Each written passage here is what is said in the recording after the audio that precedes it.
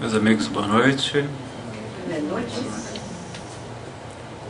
Queremos dizer da nossa alegria, queremos falar da honra que é poder ministrar uma palestra, falar do Evangelho de Jesus na casa de Bezerra de Menezes, aqui na Flórida, reencontrar tantos amigos, ver tantos trabalhadores dedicados na seara de Jesus, encontrar o Consolador prometido florescendo na América através de cada um de vocês, nos traz muita alegria, muito contentamento. Na noite de hoje, nós iremos falar sobre casamento, divórcio e lesões afetivas. Então vamos pedir a Jesus, o Mestre amorável de nossas vidas, para que Ele nos abençoe, nos ilumine, nos ajude na condução e no aprendizado dessa noite. Nós faremos 2 módulos. Primeira parte, nós iremos falar sobre as lesões afetivas, sobre o que é o amor, de que se trata o casamento à luz da doutrina espírita. Falaremos sobre o medo de amar, sobre as dificuldades da convivência. E no segundo módulo nós tentaremos falar sobre o ciúme, divórcio.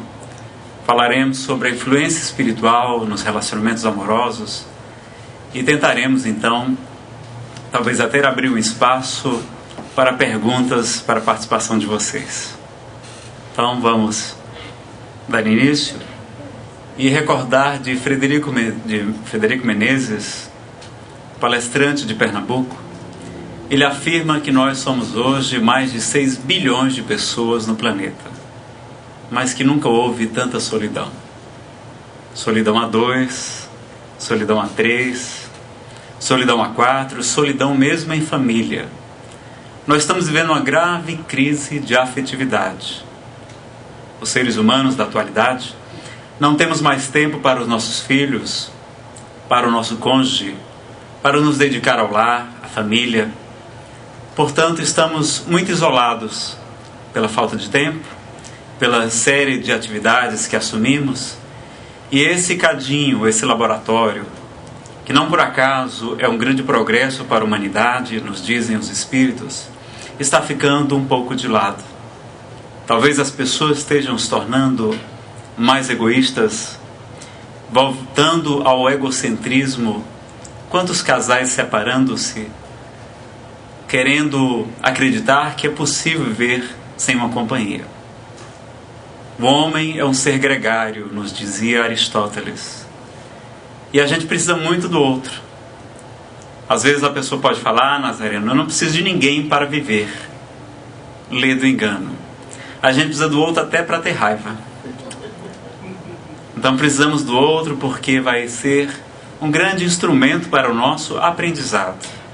Allan Kardec nos ensina que a missão dos espíritos aqui na Terra é de se auto-aperfeiçoarem, concorrendo para a harmonia das leis de Deus no universo. Então estamos aqui para aprender. E o semelhante, o cônjuge, vai ser um grande professor.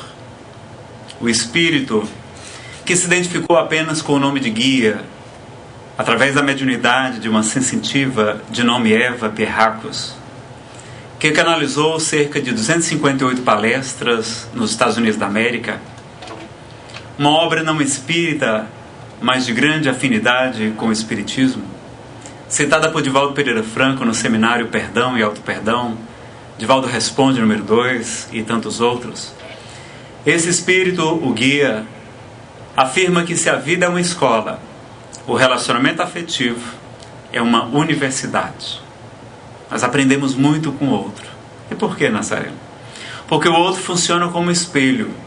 Ele vai nos mostrar a nossa sombra, as nossas imperfeições. Então é muito importante a gente estar bem consigo mesmo, antes mesmo de iniciar um relacionamento. O nosso orientador espiritual, através da inspiração, nós não temos nenhum tipo de mediunidade ostensiva. Somente alguns dizem que a nossa mediunidade é do tipo obsessiva, só serve para os obsessores.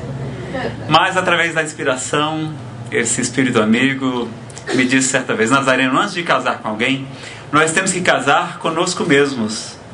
É preciso a gente estar bem, porque o outro vai nos mostrar o que nós ainda insistimos em colocar debaixo do tapete.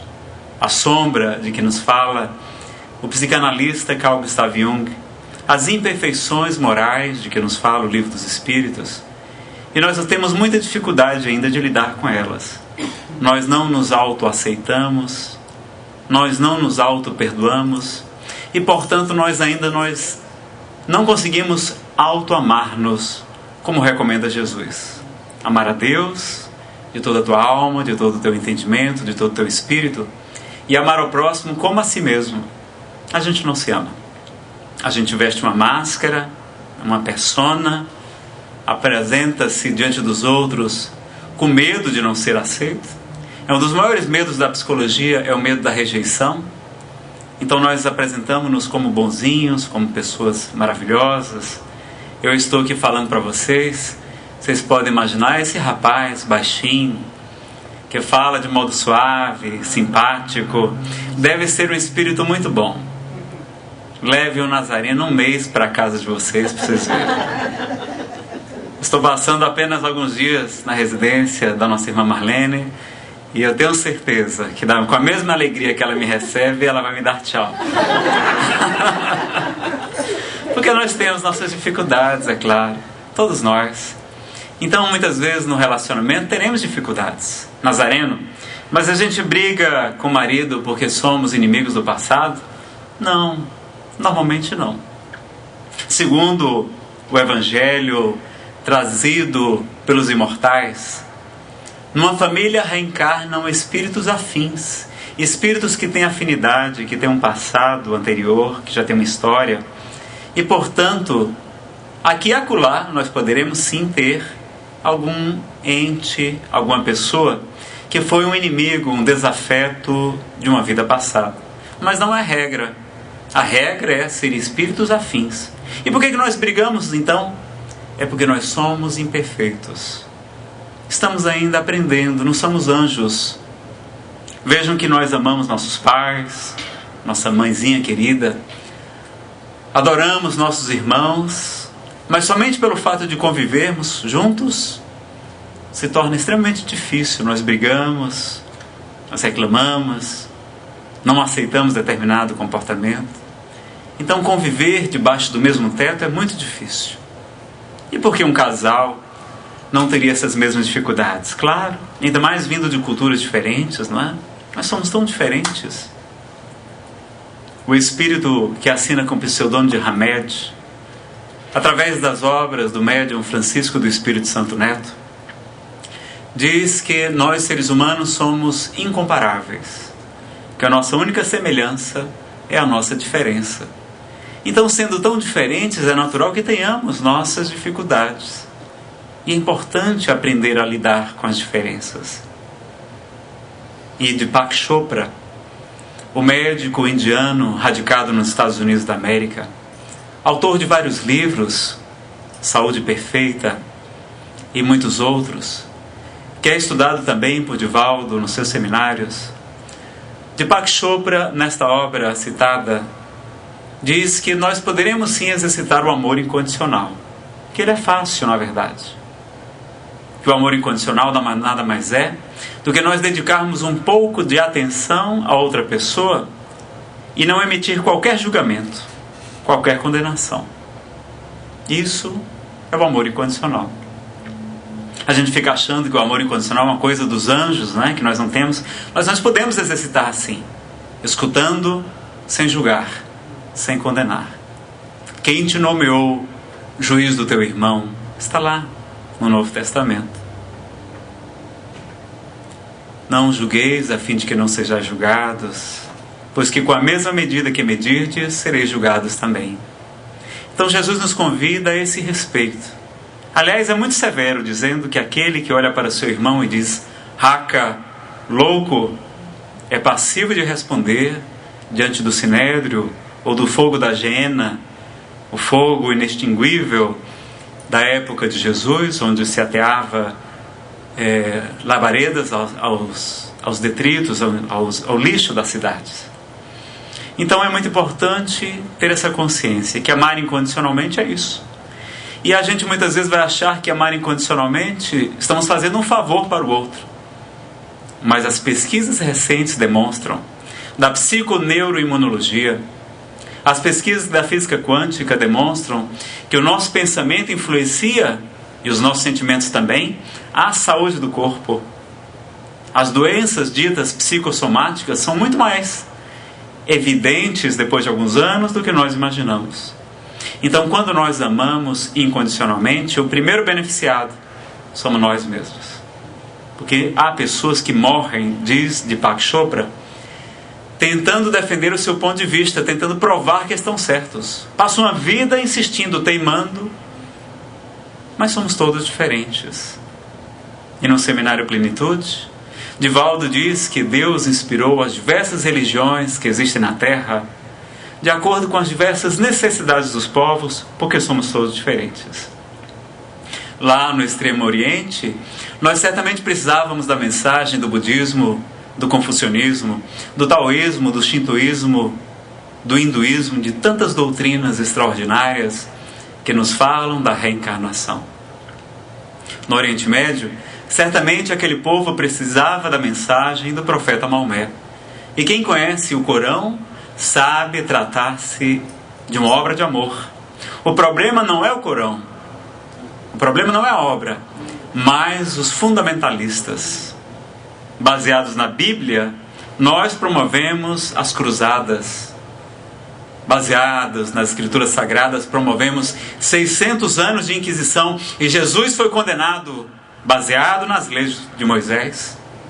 Foram os próprios doutores da lei e fariseus que condenaram o espírito mais puro, o ser mais perfeito que Deus ofereceu ao mundo, para servir-lhe de modelo e guia. Vejam que não temos que atentar para a letra que mata, mas para o espírito que vivifica, como nos ensina o apóstolo dos gentios. Então teremos essas diferenças, e no grande ocidente fomos brindados com a mensagem excelente de Jesus. Mas todas elas, se fizermos uma análise profunda, estão alicerçadas no amor, na compaixão, no perdão, na bondade, na misericórdia. E pelos frutos os conhecereis. Se o fruto é bom, a árvore é boa. Por acaso se colhem uvas dos espinheiros ou figos dos abrolhos? Então, quando as pessoas vêm criticar o espiritismo, vêm dizer: Nazareno, você é espírita? Eu sou espírita. E me lembro de Bezerra de Menezes, há mais de 100 anos atrás, diante de cerca de 2.000 pessoas no Salão da Guarda Velha, no Rio de Janeiro, numa época em que as casas espíritas eram apedrejadas, as pessoas saíam em procissão e apedrejavam os templos espíritas. Ele, que era um homem público notável, respeitado, declara-se espírita diante de todos, o que foi um grande escândalo. Aquele que me testemunhar diante dos homens e confessar por mim, eu testemunharei e confessarei diante do meu Pai que está nos céus. E Bezerra de Menezes nos deu essa coragem. Então eu digo: eu sou espírita, mas isto é coisa do demônio, de Satanás. Eu digo: olha, por que você não usa a regra que Jesus ensinou? Qual? Pelos frutos os conhecereis. Quais são os frutos da doutrina espírita? O amor, a caridade, o perdão, a benevolência, a indulgência.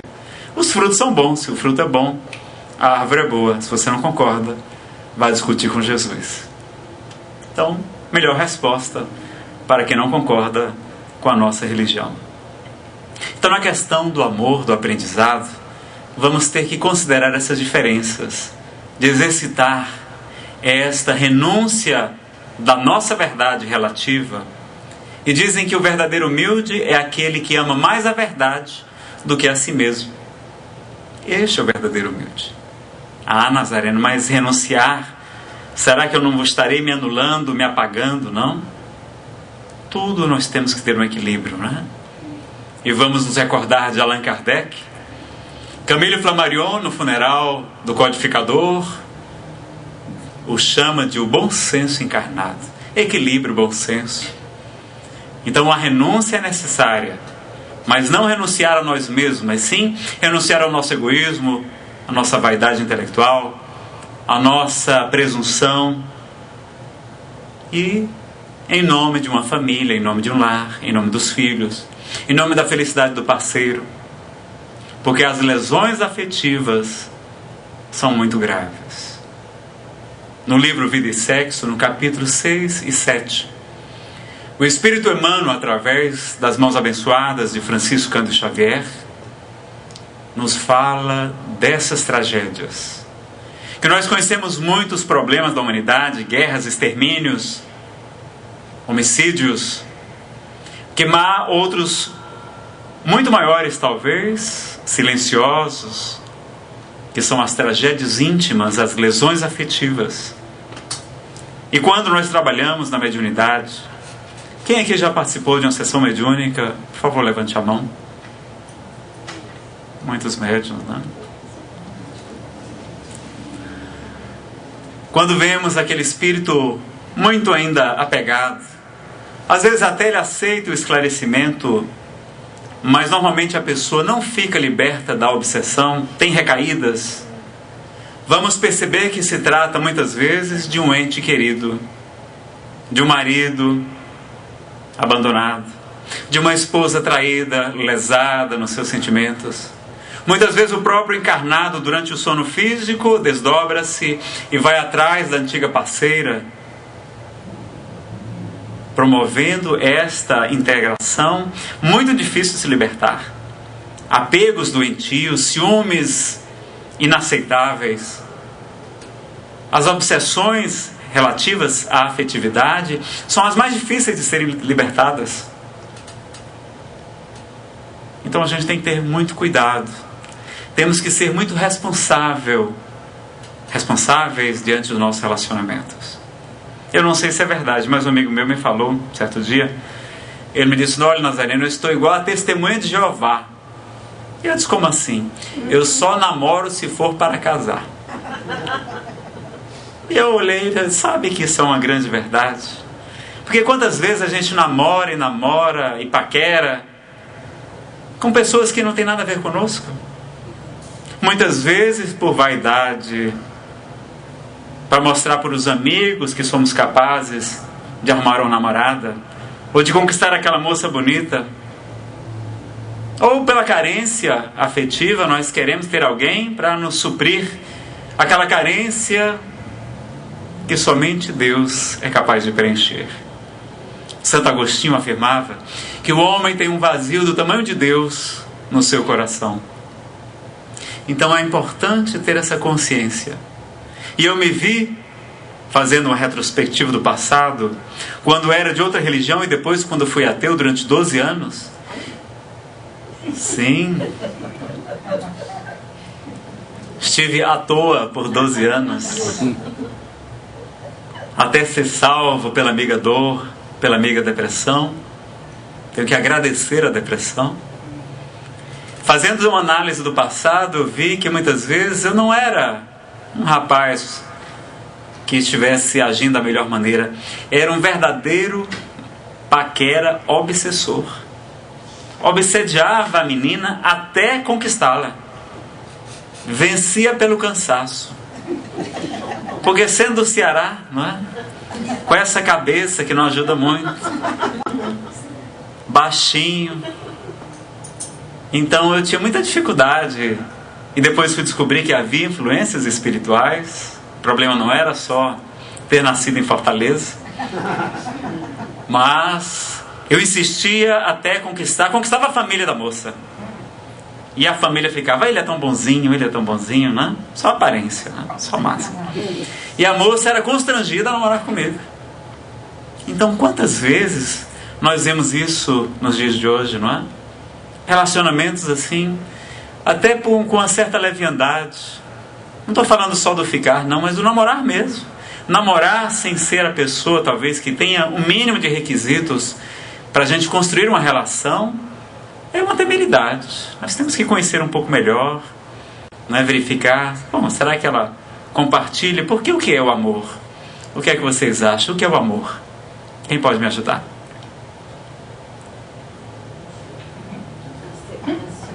Aceitação, renúncia, entrega. A ideia é bem romântica, né? As entregas, né? Eu gostei das entregas, foi cheia de paixão. Serviço também. Homem dá muito trabalho? Claro. Las mulheres também. E saber cozinhar. O que mais que a gente pode falar? O que é o amor, pessoal? Vocês vivem pregando o amor, vivem falando respeito. O que mais? Amor. Estou querendo uma definição de amor. Não propriamente do casamento, o que a relação deve ter, mas o que é o amor?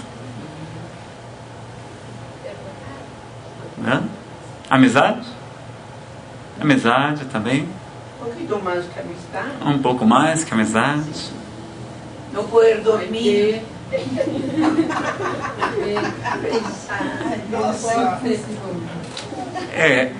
Vejam que nós estamos num nível ainda tão atrasado de evolução que nós não sabemos o que é o amor. O Espírito Guia diz que a gente deturpa o amor. A gente deturpa as 3 qualidades que ele assevera como sendo propriedades divinas, que seria o amor, o poder e a serenidade. A gente troca o amor pela submissão. A gente se submete achando que aquilo é amor, muitas vezes, porque a gente não sabe amar como os anjos amam. A gente troca o poder pela agressividade, pela imposição. E a gente, como não sabe ter serenidade, a gente é conivente, a gente se omite diante do mal. Então nós sabemos o nome das qualidades divinas, mas nós não a temos ainda. Nós não sabemos o que é o amor. E há muitas definições para o amor. E pela inspiração, o Espírito Samuel me disse: Nazareno, o amor seria união.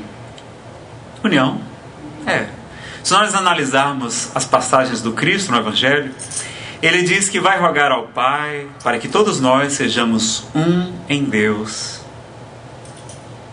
Veja que quando é questionado a respeito do casamento, aquela pergunta da moça que havia casado com 7 irmãos, né? Uma suposição dos fariseus, ele vai nos dizer que no reino de Deus não se casa nem se dá em casamento, mas todos são como anjos do Senhor. Ou seja, na época dos espíritos puros, existe um sentimento de fraternidade, de união entre os espíritos, o amor universal. E por isso José Raul Teixeira, o eminente conferencista, nos diz que os amores que nós temos aqui na Terra, na verdade, são exercícios do verdadeiro amor que nós não sabemos amar ainda, que é o amor universal, o amor de Buda, o amor de Jesus, o amor do nosso Pai Celestial, o amor incondicional, o amor da entrega absoluta, da aceitação irrestrita. Nós não sabemos amar ainda. Então, os amores que temos de pai, de mãe, de mulher, de marido, de filho ou de irmão, são exercícios para esse amor. Mas nós não teremos lá, no mundo espiritual, espíritos puros com o ciúme do outro, apegados de uma maneira doentia, mas repletos do amor de Deus. Quando o Senhor for meu pastor, nada me faltará. Ou seja, quando eu realmente estiver entregue nas suas mãos, o meu destino, a minha vida, na providência divina, nada me faltará, nem mesmo a companhia de uma outra pessoa. Porque Deus não nos criou incompletos. Kardec interroga isso na questão 298, salvo engano. E vamos perguntar a vocês, saber se vocês estão bons de estudo aqui na Casa Espírita. Existem almas gêmeas? O que é que vocês acham? Almas gêmeas? Não? Sim? Sim. Oh. Sim ou não?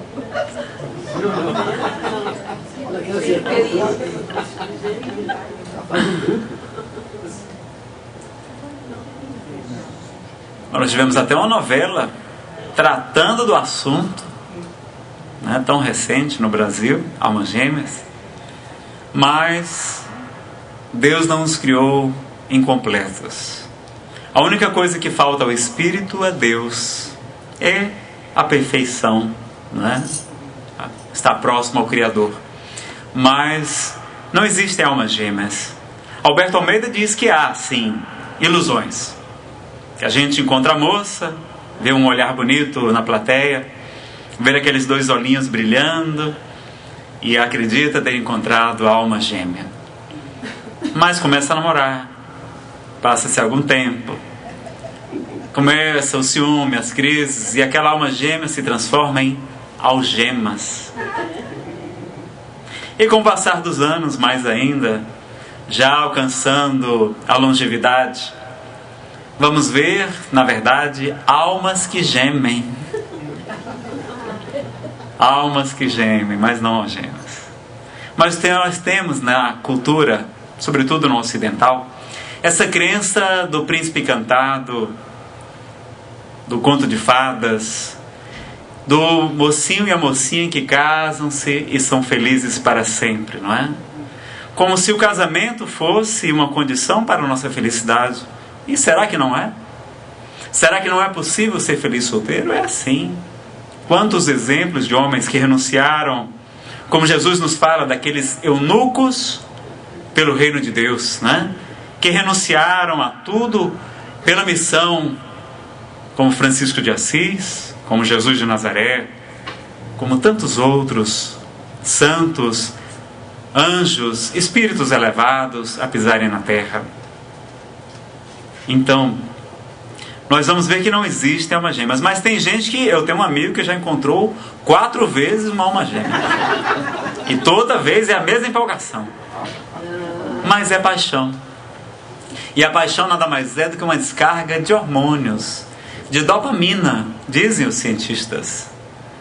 Que esse neurotransmissor provoca um estado de euforia e que a pessoa fica diferente. Quem aqui já se apaixonou? Por favor, levante a mão.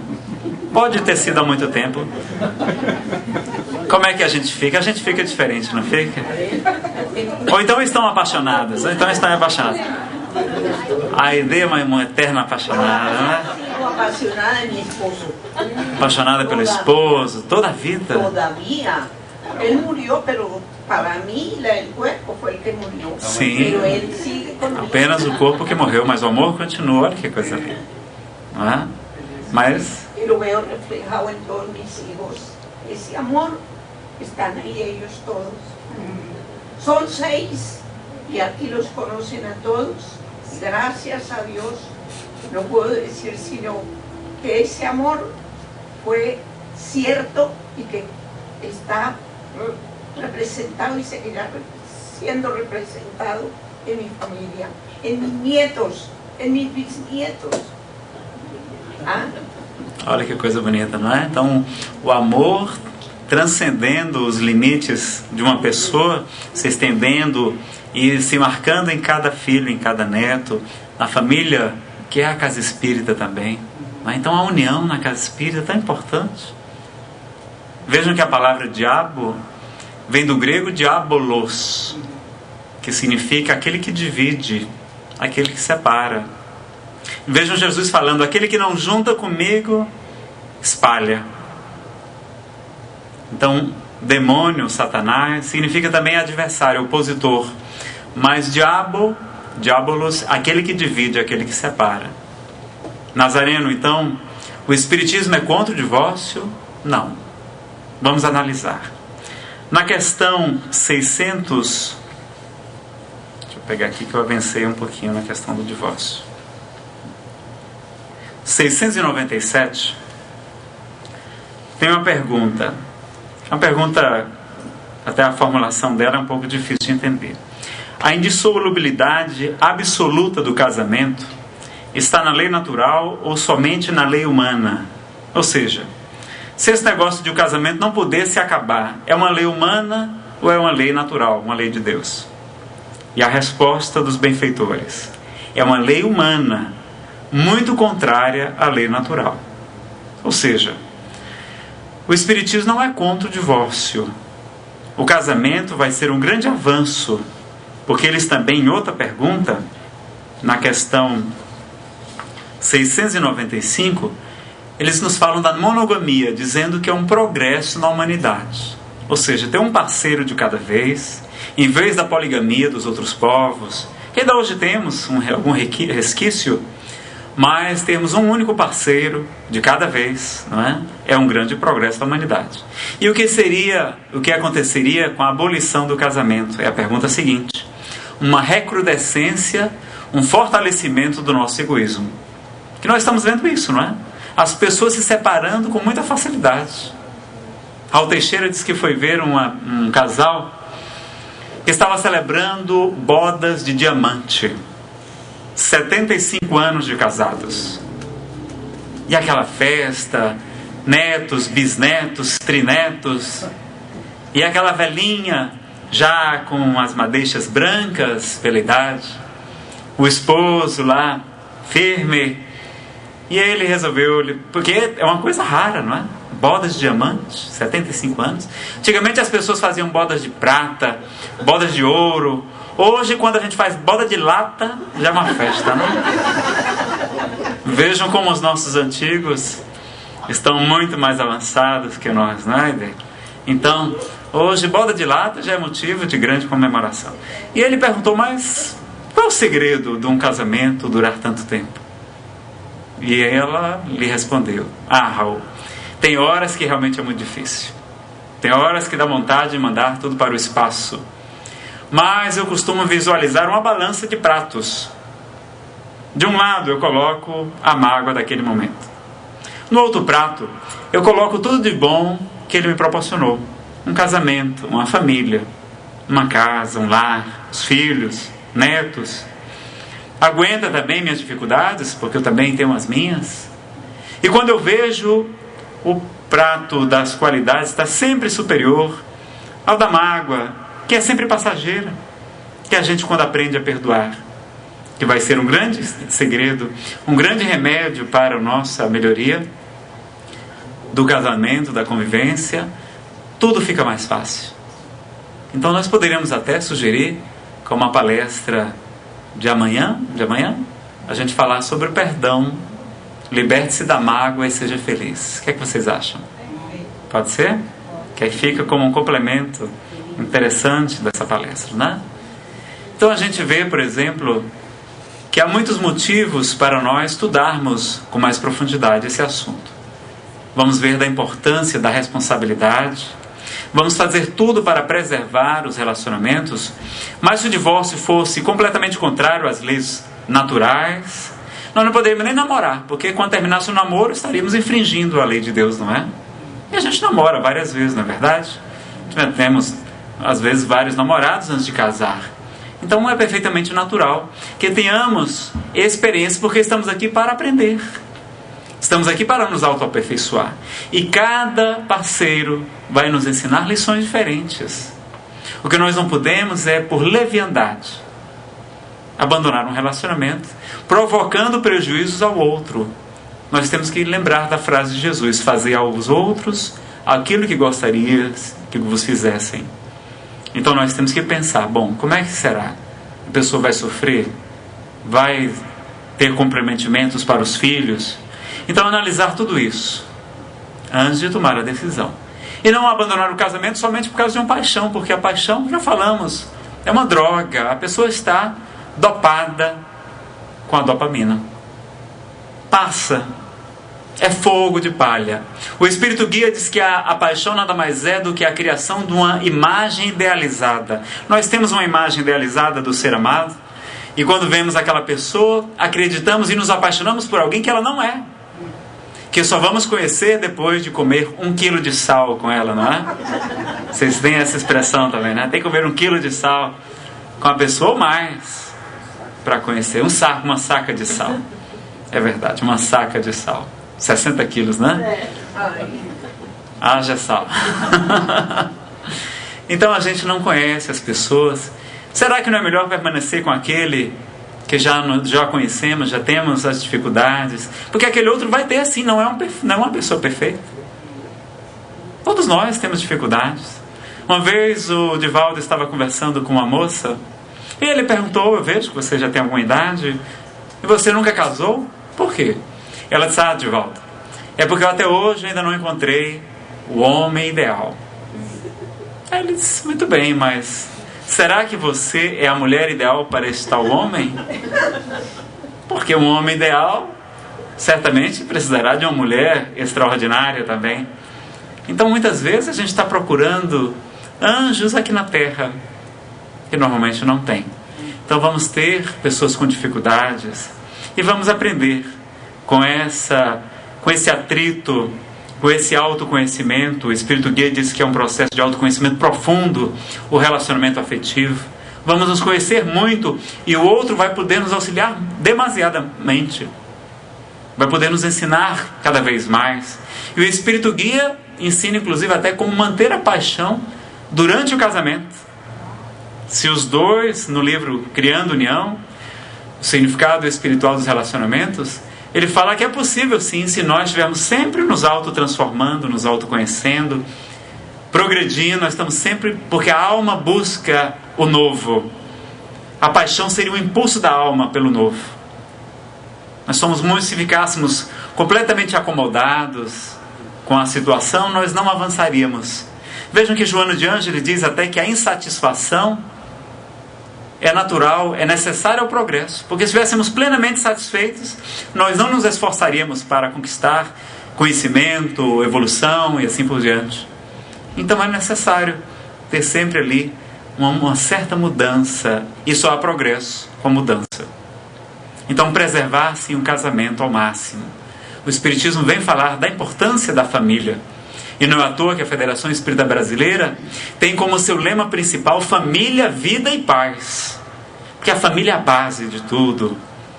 A família bem estruturada, nós vamos ter a prevenção do suicídio, nós vamos ter a prevenção contra o uso de drogas, do álcool, do tabagismo, da prostituição, de contrair doenças venéreas e tantos outros problemas. E a paz, que é uma decorrência de uma boa educação, como nos ensinava Allan Kardec.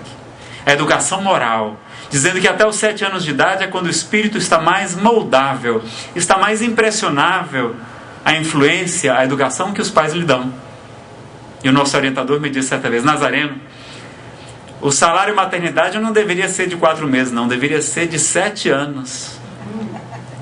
Ou que pelo menos que as mulheres pudessem trabalhar meio expediente durante a infância dos filhos, porque é um período tão importante. E às vezes a gente naquele anseio, né, de pagar as contas, de viver segundo os padrões que o mundo moderno nos impõe, que a televisão mostra, que para a gente ser feliz, para ser considerado uma pessoa normal em Miami, tem que ser bem de vida, tem que ter um carro importado do ano, tem que ter uma casa extraordinária na praia, não sei, tem que ter coisas e mais coisas. E vamos ver tantas pessoas deprimidas na América. O materialismo chegou ao seu fim, meus amigos. Na Suíça, quantas pessoas se suicidando. Então está na hora das pessoas buscarem, elas estão ávidas pela espiritualidade, buscando o que as religiões muitas vezes não têm condições de oferecer. E a doutrina espírita, que é moderna, que é jovem, que vem responder tantas perguntas, vai auxiliar tantas pessoas. Nós temos que ter essa consciência da importância da divulgação da doutrina espírita, de levar consolo, esperança, alegria a toda parte, porque quem conhece Jesus nunca mais será o mesmo. E nós conhecemos Jesus com o auxílio dos benfeitores espirituais, com o bom senso de Allan Kardec, com a sua lógica diamantina. Investigando o mundo espiritual, nós temos as obras trazidas com toda a renúncia, com todo o amor de Francisco Cândido Xavier. Temos a honra de estar ao lado de Bezerra de Menezes, de Eurípides Bassanufo, de Jerônimo Mendonça, Gigante Deitado. Por tantas maravilhas que temos, nós temos que ter a honra de levar essa bandeira, a bandeira do amor, a bandeira da doutrina espírita. Nós vamos fazer um pequeno intervalo para o lanche, que eu soube que tem aqui, do Espírito Emmanuel, através de Chico Xavier, da obra Algo Mais. O título é Nunca Estarás a Sós. Ante a deserção de pessoas queridas, quando mais necessitavas de presença e segurança, pensa nesse benfeitor oculto que jamais te abandona. ante as ameaças do desânimo, nos obstáculos para a concretização de tuas esperanças mais belas, considera o amparo desse amigo, certo que, em tempo algum, te recusa bom ânimo. E quando perguntares, quem será esse alguém que nunca te desampara e te garante a vida, em nome de Deus, deixa que os teus ouvidos se recolham aos recessos da própria alma e escutarás o coração a dizer-te, na intimidade da consciência, que esse alguém é Jesus. Jesus é o Espírito que nos ama de modo tal que, com todas as nossas dificuldades, que mesmo com tantas aflições, com tanta incompletude, através do amor incondicional do Cristo, através da sua mensagem, nós encontraremos o contentamento, o preenchimento do vazio do nosso coração através do seu amor. Lembremos disso no momentos de dificuldade. Na questão do divórcio, nós já mencionamos então a postura da doutrina espírita. Marcel Mariano, certa vez respondendo a uma entrevista, falou que o espiritismo não é contra o divórcio, que ele não defende, por exemplo, um casamento de aparências. Hoje nós temos também mais divórcios porque as pessoas já não têm tanta preocupação de fingirem como no passado. Nós tínhamos aquela preocupação de atender aos anseios da sociedade. Não vão poder falar mal da minha família. Então as pessoas estão mais libertas e vamos ver, portanto, que às vezes a separação é preferível ao casamento. Quando os cônjuges estão se comprometendo ainda mais diante das leis de Deus, estão se agredindo, quando eles estão prejudicando a educação dos filhos, enfim, quando a permanência juntos é pior do que em separado. Deveríamos nos preocupar em querer bem ao outro, não importa se junto ou separado. E os psicólogos da modernidade têm defendido que para a criança não é tão importante se os pais são separados ou se estão casados. É mais importante se eles estão bem. Porque há pais e mães separados que se relacionam bem, que têm respeito, já superaram aquelas dificuldades, as mágoas, sempre presentes nessas separações. Então nós vamos aprender muito com a questão do divórcio. É uma prova difícil, mas será que ela acontece também por acaso? E na questão 258 do Livro dos Espíritos tem uma pergunta. Allan Kardec interroga se os espíritos programam as provas porque irão passar aqui na Terra. E a resposta dos benfeitores é de que normalmente sim.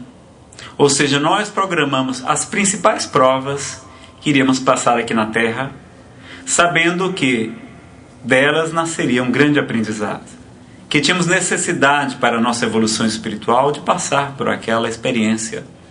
Então, se nós, diz Divaldo Pereira Franco, no seminário Divaldo Responde, acho que é o CD de número 3, se estava na nossa programação passar por aquela prova, que importa se foi o fulano, se foi o beltrano ou o cicrano? Se nós tínhamos aquela prova a expiar, aquele aprendizado, não importa a pessoa, poderia ser qualquer outra. Então, por que a mágoa em especial daquela? Apenas foi um instrumento daquele aprendizado, sim, doloroso. Então, aconteceu inclusive comigo na atual encarnação. Eu tive um relacionamento que se aproximava já quase do noivado e do casamento, e nós tivemos uma dificuldade, um problema de infidelidade da parte dela. E curioso que, apesar de ter sofrido muito com aquilo, ao mesmo tempo, eu sentia como se estivesse resgatando algo, como se estivesse me libertando de algum compromisso do passado.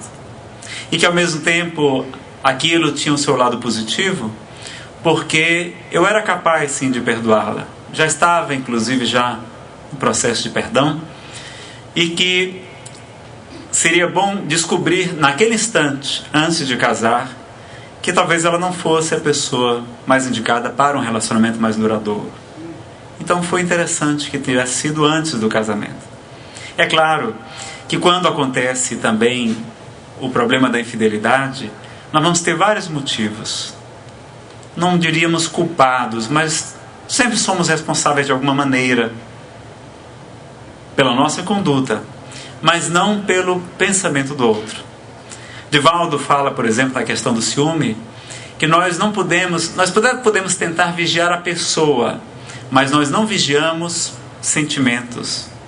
Nós não controlamos pensamentos. Então, quando chega a paixão, e a paixão é realmente avassaladora, o melhor remédio seria nós nos afastarmos completamente daquela pessoa por quem apaixonamos.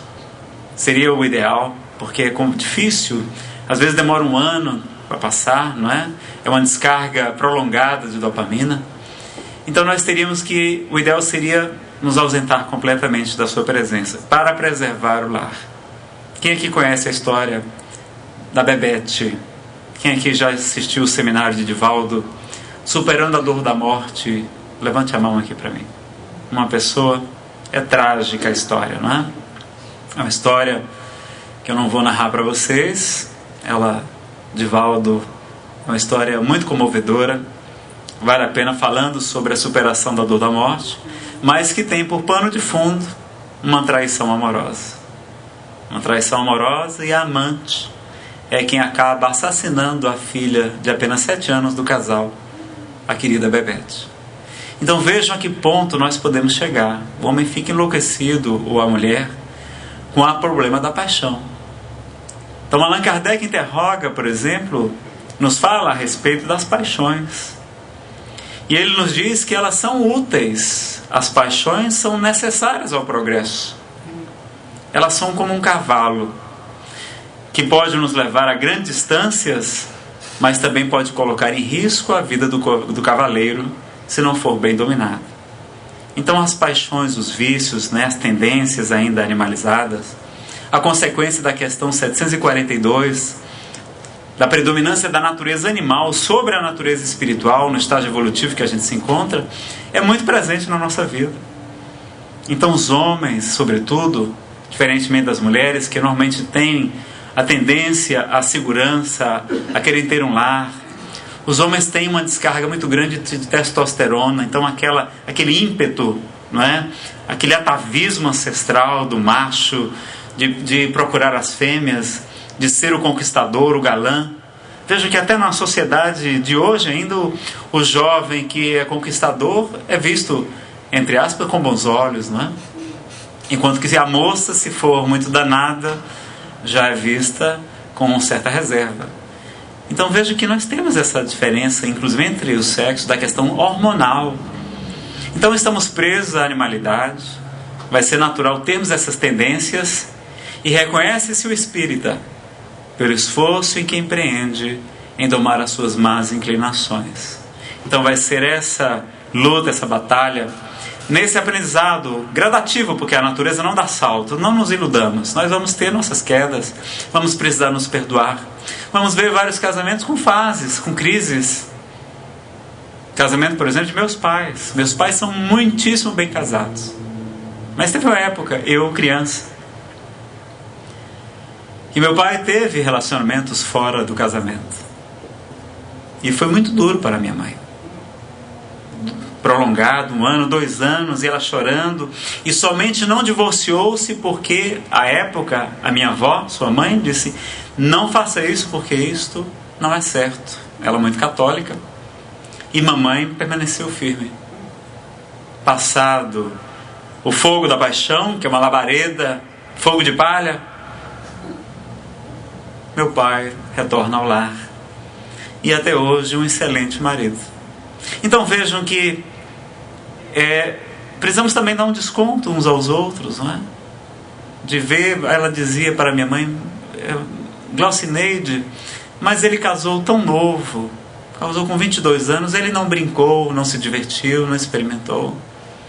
Então quantas vezes no passado era admitido que o homem traísse a esposa Eles frequentavam os bordéis, tudo, mas tinham o seu lar, não é? Então, hoje, já com a emancipação das mulheres, tudo, as mulheres conquistaram mais direitos, é verdade, mas ao mesmo tempo também estão sendo mais intransigentes com as fraquezas dos homens, que são fracos, somos fracos, sim. É necessário reconhecer, porque tem todo um atavismo orgânico, ancestral, sociocultural, gerando o problema da traição. Então, a questão do ciúme, por exemplo, Divaldo diz que no fundo, o que há por trás do ciúme é baixa estima, insegurança. O problema do ciumento ou da ciumenta é esse. Ela não se acha merecedora daquele rapaz ou aquela moça que está ao seu lado. Então não adianta. E muitos vamos ver, por exemplo, Divaldo até afirma, dizendo: como é que você suporta que porque a moça tem que andar junto do namorado olhando para o chão? Como é que você suporta ser tratada como uma prostituta? Não se admite isso. E a pessoa ali numa dominação que se transforma quase que numa paranoia, porque vai retroalimentando. Nazareno, o que é que a gente faz? Na época eu tive uma namorada que tinha ciúmes de mim. E estava fazendo psicoterapia, que aliás eu recomendo a todos. É muito bom o tratamento psicoterápico. É a melhor ferramenta de autoconhecimento que eu tenho notícia. E a minha psicóloga disse: Nazareno, quanto mais a gente explica, mais a pessoa quer informações. Não adianta. Então quando elas perguntarem assim: olha, você se atrasou ou foi que houve? Você responda assim: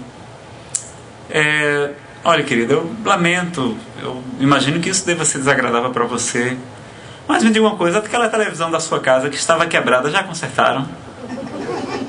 Mude de assunto. Porque a gente dá o pé à pessoa que é a mão, dá a mão à pessoa, daqui a pouco ela controla todos os minutos, todos os horários, não é? Então Divaldo disse que tinha uma história engraçada, entre aspas. Diz que tinha um homem e a mulher muito controladora, tudo que ele fazia: olha, querido, estou indo para tal lugar, está certo. Lá ele chegando, ligo, e assim por diante. Estou indo lanchar, pois não, tudo. E a mulher controlava o marido. Aí diz que o homem desencarnou. E na hora do velório está lá outra senhora chorando copiosamente ao lado do marido dela. E com uma criança.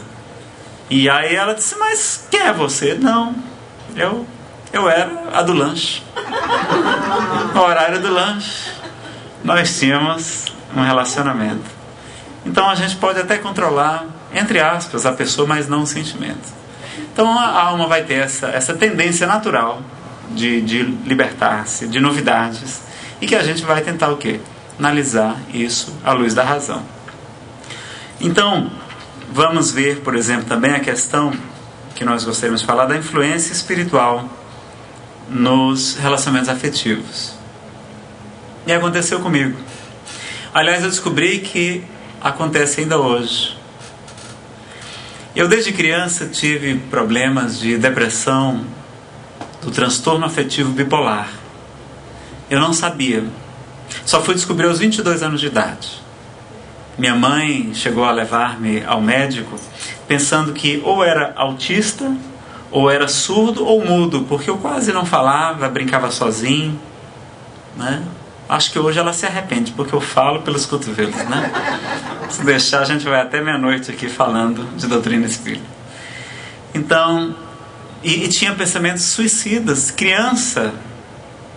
Aliás, teve uma vez com 11 anos de idade que eu estava verdadeiramente decidido naquele dia a tirar-me de cabeça do alto do muro.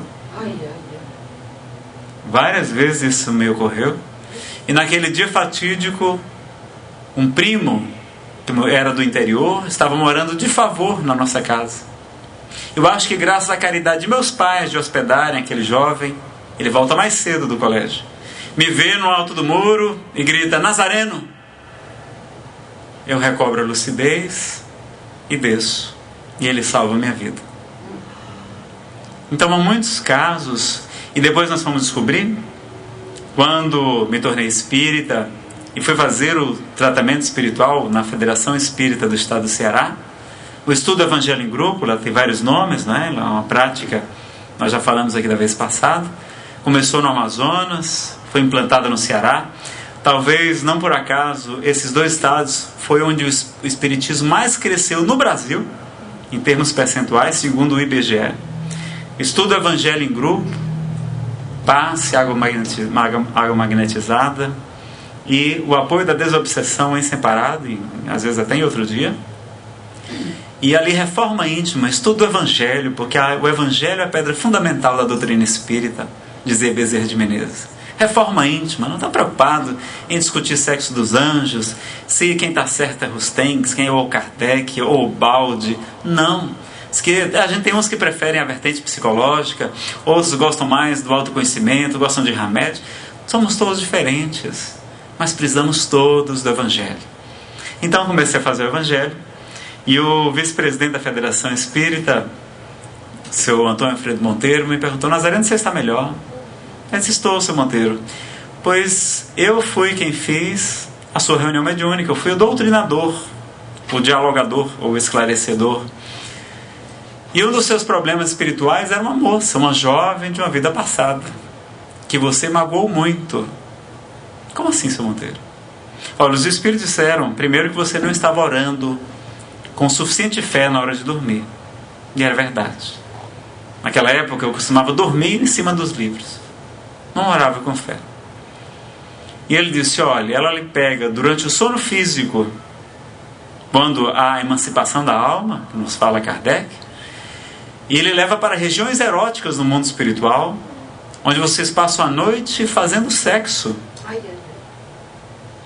E naquela hora ela vampiriza as suas forças, ela suga as suas energias, e por isso você acorda completamente desenergizado. Eu disse: seu Monteiro, que coisa curiosa, porque eu não me lembro de meus sonhos, mas quando me recordo, são sonhos eróticos. E a minha depressão é somente pela manhã. Eu nunca tive depressão à tarde, e à noite eu sempre estou ótimo. Olha que coincidência. E a partir da primeira reunião mediúnica de desobsessão, eu passei a dormir que nem uma criança, e eu só dormia com remédios. Tomei todos que vocês podem imaginar. Então vejam a coincidência do relato. Então houve mais reuniões, ela foi esclarecida, né? E tinha esse problema, e ela revelou que ela fez um conluio com outros espíritos, provocando até a quebra financeira de uma empresa que nós tivemos em Recife.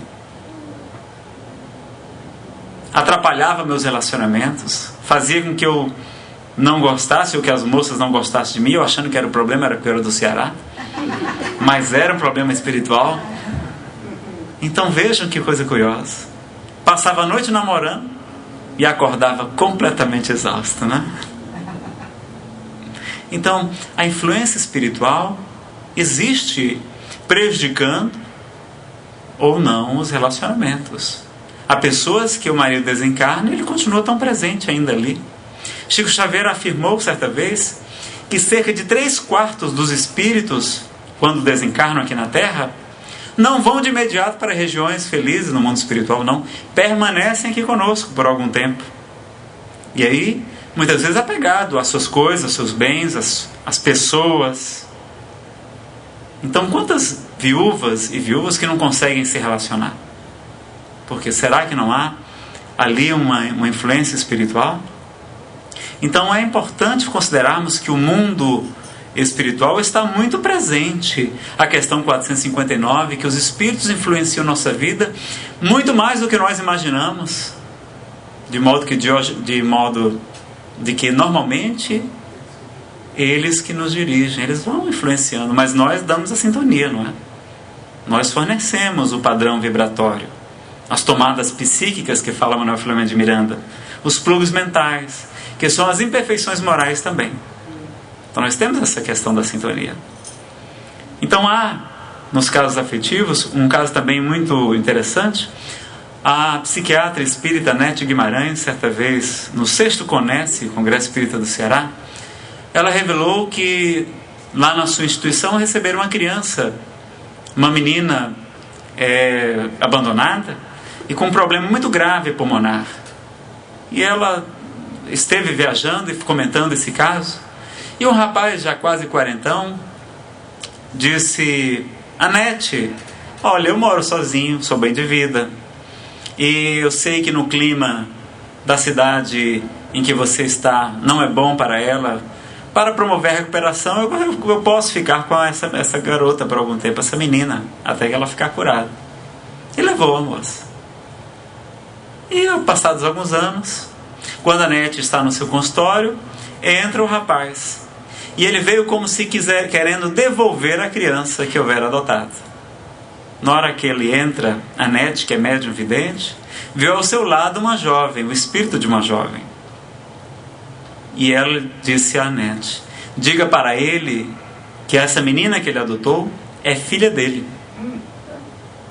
Eu sou a fulana de tal, namorei com ele nesta encarnação, engravidei, ele me induziu, não me deu nenhum apoio, me induziu ao aborto, eu desencarnei, e essa menina veio por outros modos e é filha dele, e eu nunca dei paz a ele, e por isso ele não casava. Mas quando ele adotou, eu finalmente o perdoei. E aí ele estava casado, estava feliz, bem de vida. Mas se ele a devolver, nunca mais eu darei paz a ele.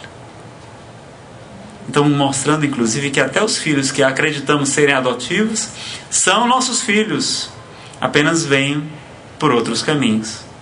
E vejam como a influência espiritual pode estar presente, sim, em vários casos, não somente na relação afetiva, até na questão sexual.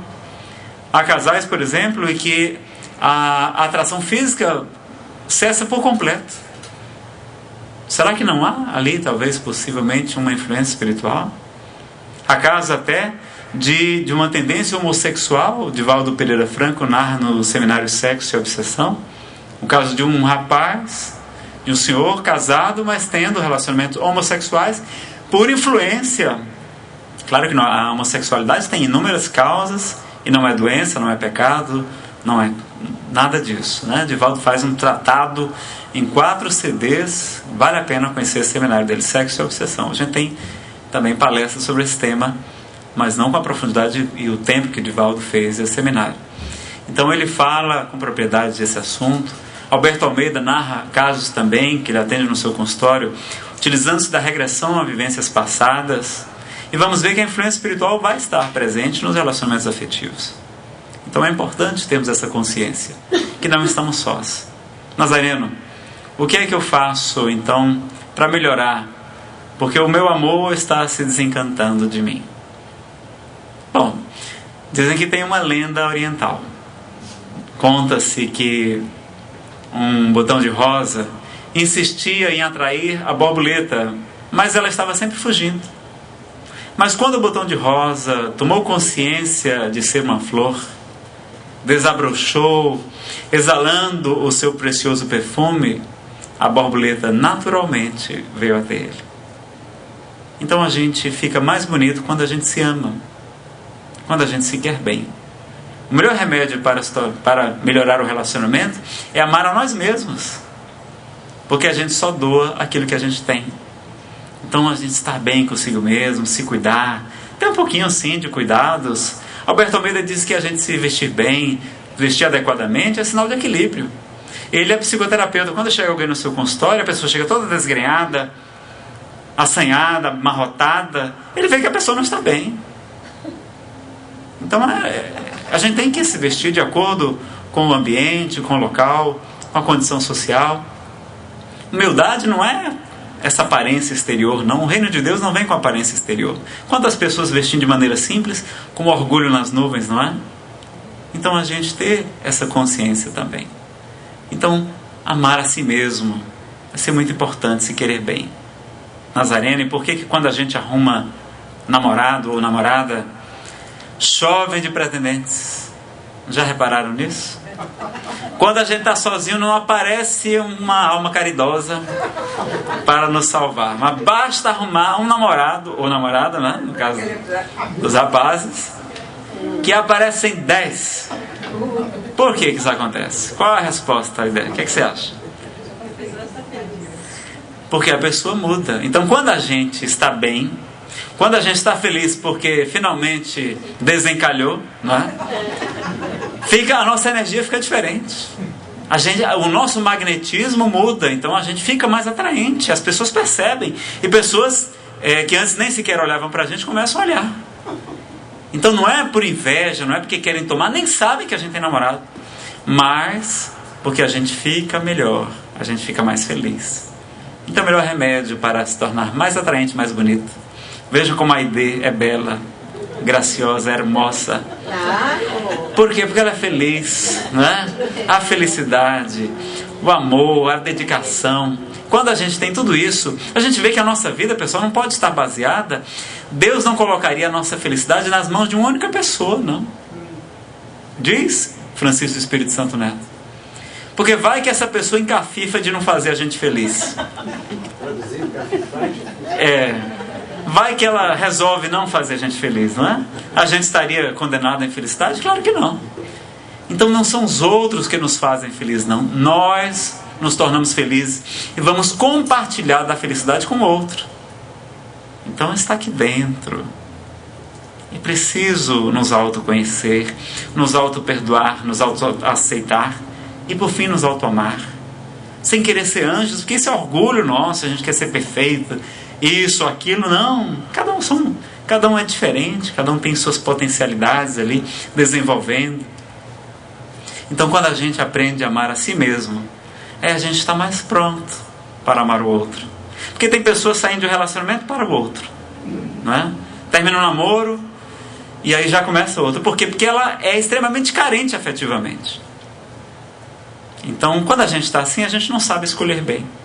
É como um náufrago, a pessoa está se afogando, qualquer pedaço de madeira que jogarem a gente se agarra. Porque a gente não aprendeu a ficar bem. Então eu estive agora em Brasília 3 anos solteiro. E aí, inclusive, logo quando cheguei, um médium revelou: não, você vai ficar 3 anos solteiro aqui em Brasília. Mas como é que pode? 3 anos? E eu até que eu me esforcei para arrumar uma namorada, juro para vocês. Mas não tinha jeito. Mas tinha um propósito, né? Depois a gente vai ver que tem a providência divina. Era necessário talvez estar solteiro para valorizar melhor o relacionamento. Em outras vidas que eu me abaratei, para também me dedicar um pouco mais ao movimento espírita, porque eu estava chegando em Brasília, ninguém me conhecia, tinha que ajudar lá o movimento também. E se eu fosse um namorado de alguém naquela época, eu não seria um bom namorado, que estava exageradamente dedicado ao movimento espírita. Então a gente vai ver a providência divina também em toda parte. Às vezes passar uma encarnação, pessoal, a encarnação é tão rápida. Os espíritos dizem que que nem um minuto diante da eternidade dos séculos. Passa muito rápido. Se você perguntar a alguém de 80, 90 anos de idade, a vida é curta ou longa? É muito curta. Então vamos estar presentes, vamos curtir cada momento, não é? Viver intensamente cada instante, se querer bem, porque assim a gente vai ser mais feliz. Porque tem depressão até do lado de lá, no mundo espiritual. O espírito Hamed diz que nós conhecemos muito do mundo material. Aqui na Flórida, nos Estados Unidos, nós temos, por exemplo, as ciências, a química, a física, a biologia, a medicina. Nós temos a astronáutica, viajamos até as estrelas, mas nós não encontramos a felicidade no mundo material. Nós, espíritas e espiritualistas, conhecemos muito do mundo espiritual. Temos as obras de Allan Kardec, de obras do espírito como André Luiz, Manuel Filomeno de Miranda e tantos outros, narrando como é que é a vida nas várias colônias, nas regiões de sofrimento, no mundo espiritual. Mas nós também não encontramos a felicidade lá. Que o mundo que nós verdadeiramente precisamos conhecer é o nosso mundo íntimo. O reino de Deus está dentro de vós. Então essa é a grande jornada. A jornada do conhecimento e o relacionamento afetivo vai nos auxiliar muito, qualquer um que seja. E mesmo a solidão, para que a gente aprenda a amar a si mesmo. E tem a história que o rapaz desencarnou Depois de alguns anos, a sua esposa também desencarnou, e quando ela encontrou no céu, fulano, finalmente nos encontramos, vamos poder ficar juntos para sempre. Nada disso. Lá na hora que a gente casou, tá aqui, ó, casado até que a morte o separe. Era só até a morte, né? Mas não, quando a gente verdadeiramente ama, e dizem os espíritos, por exemplo, na questão número 200, quando Kardec pergunta se os espíritos têm sexos, ele diz que não como entendeis, né? Como a gente entende, porque necessitaria da organização, mas que há uma afinidade de sentimentos. Então o amor seria isso, seria sentimento de fraternidade, de amor, de respeito, de confiança, que a gente é como fosse um vaso de cristal que a gente não pode deixar quebrar, porque depois remenda, mas não vai ficar a mesma coisa. Então a gente valorizar cada relação, dar essa importância ao amor verdadeiro. E dizer, por fim, para nós encerrarmos a nossa apresentação, dizer, meus amigos, que nunca desistam da força do amor. Que o amor sempre vale a pena. Que não importa se o outro não retribui, porque o amor que a gente tem é o amor que a gente dá.